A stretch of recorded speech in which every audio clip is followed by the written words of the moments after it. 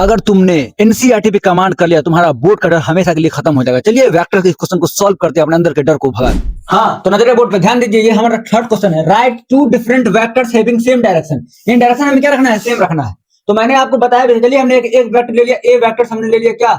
आई plus 2j plus 3k हमने ले लिया। अब हमें डायरेक्शन सेम रखना है। जैसे हमारा कोई वेक्टर ए है, तो अगर हम डायरेक्शन सेम रखना है तो इसको हम लोग 2a भी कर सकते हैं, तो क्या डायरेक्शन सेम ही रहेगा, खाली हमको निगेटिव नहीं करना। तो बस उसी तरीके से अगर हम v वेक्टर ले लेते हैं, इसका डायरेक्शन सेम रहेगा, कुछ नहीं, कोई भी नंबर से इसमें मल्टीप्लाई कर देते, हमारा 2 से मल्टीप्लाई कर देते, 2i हो जाएगा, प्लस 2 2 जा 4j हो जाएगा, एंड प्लस 2 3 जा 6k हो जाएगा। अभी भी इसका डायरेक्शन क्या है? वही है। जैसे हमने एक वेक्टर लिया ए लिया इस डायरेक्शन में, अगर हमको डायरेक्शन सेम रखना है तो इसको हम 2a भी कर सकते हैं, तो भी हमारा डायरेक्शन क्या रहेगा? सेम ही रहेगा। लेकिन जिस दिन हमने इसको निगेटिव कर देना तो ये माइनस ए हो जाएगा, डायरेक्शन इसका सेम होगा। लेकिन हमें डायरेक्शन क्या रखना है? सेम रखना है। तो आप पॉजिटिव में कुछ भी ले सकते हैं। इसमें 2 ही बोला था, चाहे तो हम ऐसे भी ले सकते हैं, c बराबर इसको हम 3 से मल्टीप्लाई करते हैं तो 3i plus 3 2 6j and plus 3 3 9k, ये भी हो सकता है मेरा। समझ में? ये सब क्या है? सब सेम है। तो हम लोग लिख सकते हैं कि b जो है, b वेक्टर्स वो क्या है? a का डबल है, a वेक्टर्स का ये डबल है।